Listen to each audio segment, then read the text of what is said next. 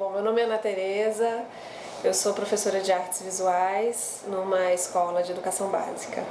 E a minha relação com a publicação independente começa nessa relação de professora que está buscando uma abordagem de temas e ferramentas que possam ser utilizadas com os alunos. É importante dizer que eu fiz licenciatura em artes na UFRJ, então vivenciei o ateliê de gravura e ali a gente tem algumas pessoas que depois vão também, né, para parte da publicação independente. Como que eu resolvi pesquisar publicação independente, né? Por que eu resolvi?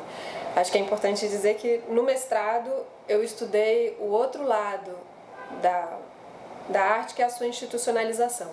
Então no mestrado eu estudei o Inhotim, o Instituto Inhotim, lá em Minas Gerais, aquele lugar bastante controverso, mas olhando um pouco essa relação da instituição com o espaço, a instituição com os artistas e os artistas com a instituição e a obra constituindo um lugar, né?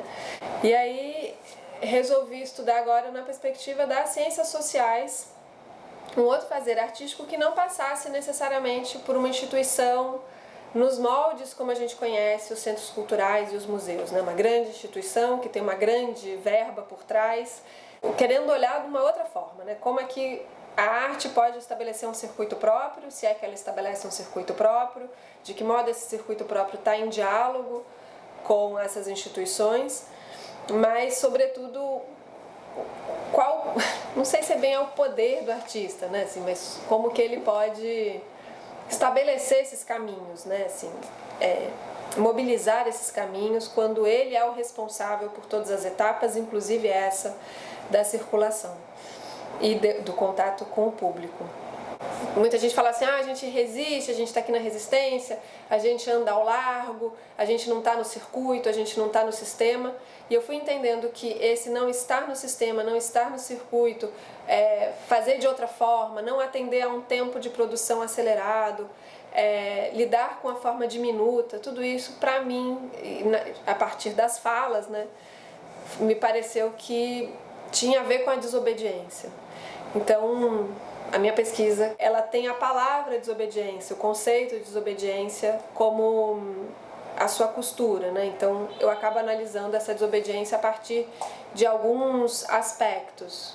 O primeiro aspecto é quais são os temas que são tratados e quais são as produções que são valorizadas, que normalmente a gente não vê necessariamente nas livrarias, talvez hoje em dia veja um pouco mais, né? Então, começo a ver assim, quais são os temas não normativos ou os temas que não são necessariamente abordados e que cutucam, né, socialmente, vamos dizer assim, que eu acho que a publicação independente traz. Depois eu começo a ver quais são essas autorias, quem são os autores e autoras desses trabalhos. E aí, se por um lado tem um dado que a gente não vê tanto pessoas negras, né, nas feiras, e também nessas publicações, nesse circuito que a gente está trabalhando de publicação independente, claro que existem outros circuitos. Por outro lado, a gente vê a presença de muitas mulheres, e eu acho que isso é um dado relevante, né? Então a gente tem a Maritza por trás da gramatura, a Feira Errante tem a Manon, tem a Maritza também, a Feira Plana era uma mulher atrás, a Tijuana também. Então a gente começa a ver que na publicação independente, nesse circuito específico, existem muitas mulheres mobilizando e muitas mulheres por trás das publicações, né? E aí tem essa desobediência do circuito mesmo, né, de um objeto que você não consegue necessariamente nomear direito. Então como é que ele vai estar na livraria se ele não tem lombada, não tem necessariamente código de barras, em que categoria da livraria ele entraria? E o mesmo a gente, né, assim, eu entendo que a gente pode dizer em relação aos museus, né?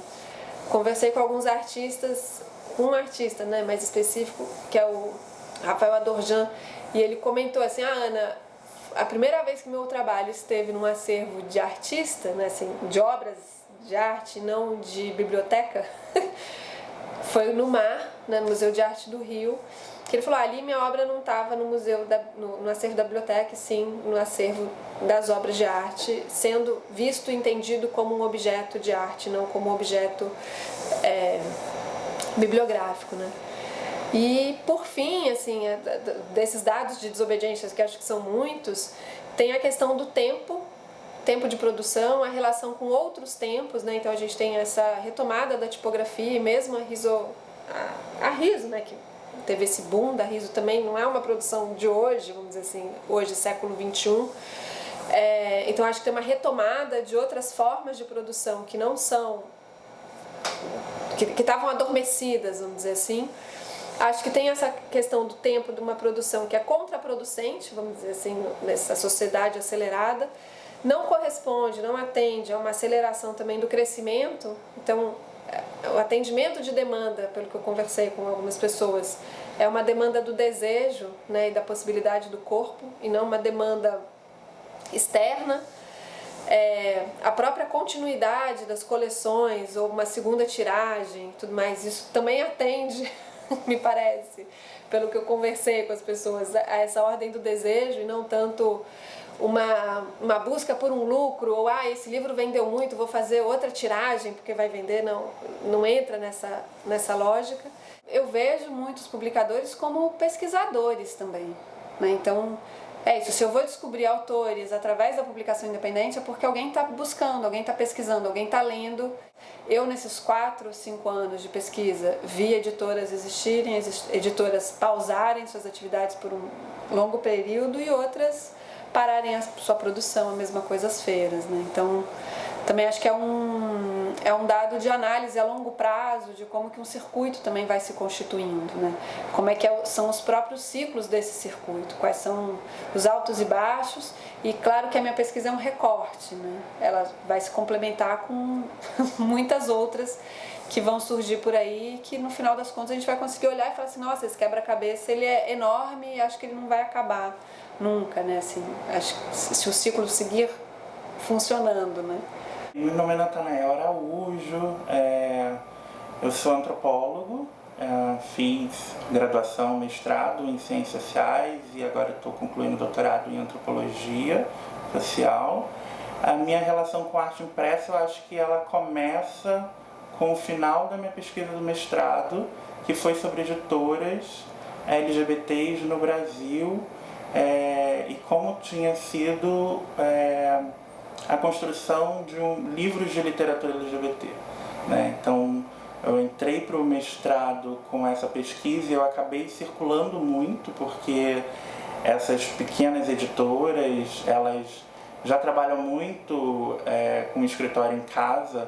Então, com a ausência desse espaço para eu ficar ali com observação direta, eu passei a circular pelos espaços onde elas se apresentavam publicamente.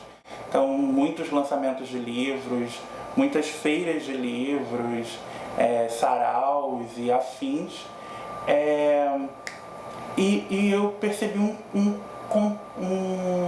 contraste, assim, porque essas empresas foram encerrando suas atividades ao longo do meu mestrado por uma série de fatores. Tinham poucas, menos de 10, umas 6 eu acho, incluindo selos também.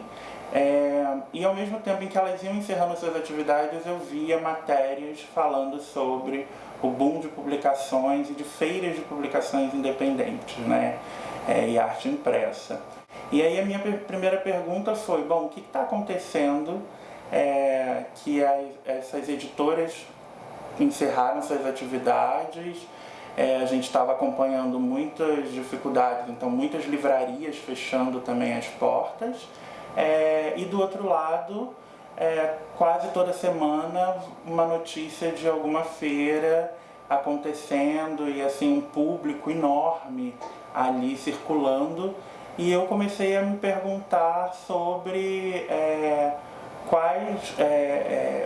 quais questões estavam envolvidas ali e o que isso podia significar.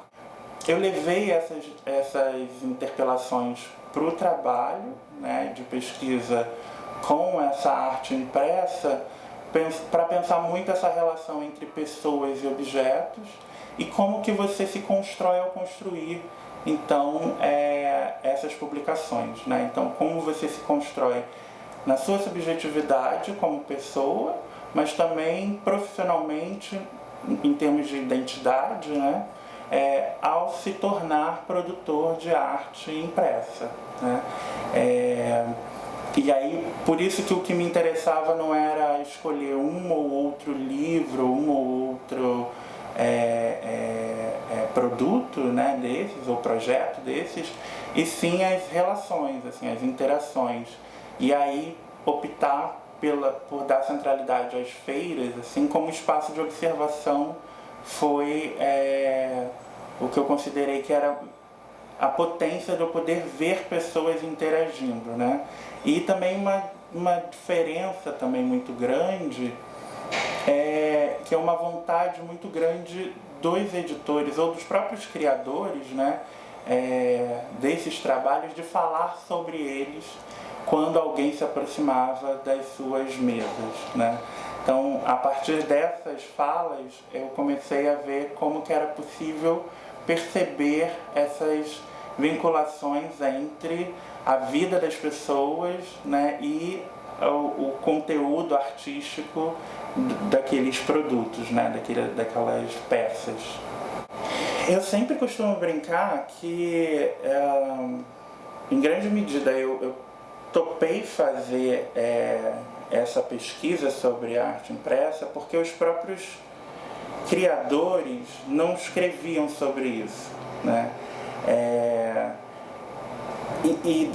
E é curioso porque, como grande parte desses produtores de arte impressa estão atrelados às universidades, ou já fizeram graduação ou ainda estão, né, fazendo pós-graduação, sobretudo, muitos com bolsas de mestrado, doutorado, que eventualmente têm conexão, né, mas eles nunca chegam a escrever com profundidade sobre esse universo. De modo que eu sei que é muito difícil escrever sobre aquilo que a gente faz e vive, né? Então talvez eu consiga ter uma distância, né, que permita isso, que é de estar observando, mas também de estar sempre dialogando. Então eu fico muito com a expectativa de que, ao verem o meu trabalho, outros comecem a produzir também, e aí já no campo das artes, né, e não só no das ciências sociais, produzir sobre essa história. E eu acho que eu sei disso porque eu fiquei durante muito tempo insistindo para que os próprios organizadores e curadores das feiras escrevessem algo sobre, sabe? Porque eu precisava de materiais. Era muito rico as conversas e as entrevistas, mas eu sentia também falta de textos, assim, né, que a gente conseguisse então ir reconstituindo. Lembro muito que com a Ana Luísa Fonseca, assim, eu ficava muito insistindo, eu falava, eu acho que vocês são a primeira, eu acho que vocês são a primeira feira, eu quero colocar isso no texto então que vocês me convidaram para escrever na curadoria de uma edição, sabe? E aí, a partir disso, eles vão, acho que, entendendo também, né, os próprios artistas, o quão rico e significativo é aquilo que eles estão fazendo e que, de fato, pode ter alcance a médio e longo prazo, né? Então, eu vejo como complementar, assim, sabe? Talvez uma contribuição para aquilo que está sendo feito, e como eu não venho das artes, né, de formação, eu acho que eu acabo contribuindo para que os artistas desnaturalizem muito daquilo que eles naturalizaram quando eles começaram a fazer e a praticar, né? Então, perguntas muito iniciais, assim, que talvez desperte, olha, isso é interessante, isso não está escrito, ninguém disse isso, ninguém nunca explicou a diferença de litografia para risografia, sabe? Nem todo mundo sabe, assim. Eu, como pesquisador, mas também como público, fico talvez com essa intenção de estar estimulando, né, aquilo que está nos detalhes, me parece, assim. Eu tenho a expectativa, né, de que a contribuição seja essa, de ir fomentando que os próprios artistas olhem para aquilo que eles fazem de uma maneira mais reflexiva também, né? para além de artística, assim.